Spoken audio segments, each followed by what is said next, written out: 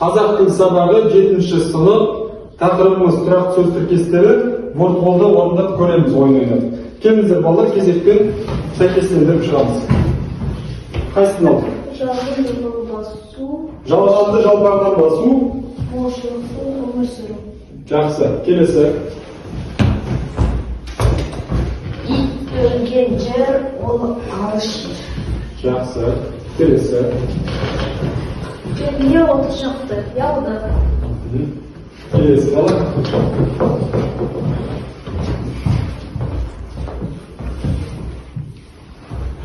Ит терісін басына қаптады, ұрысты соқты. Жақсы. Өзі салып кел. Екі аяғын бір етікке толып қысыла алып. Келесі. Алтын.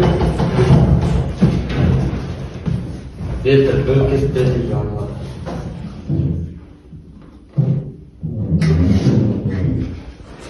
Жаңа айтып көресің, кетіп қалды, жаңа сен қайсысын алдың?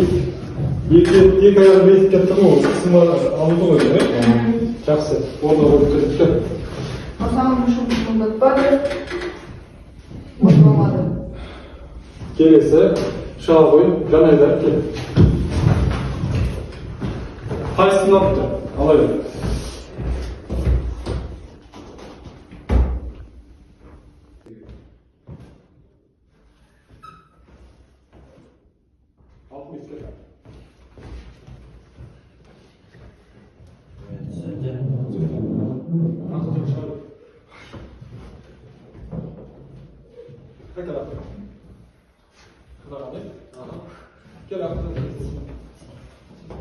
Екі көзі көз болды.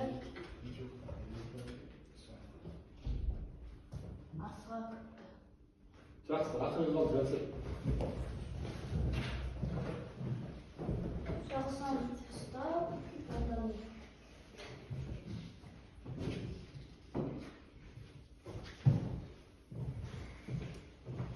Келсесіздер ма?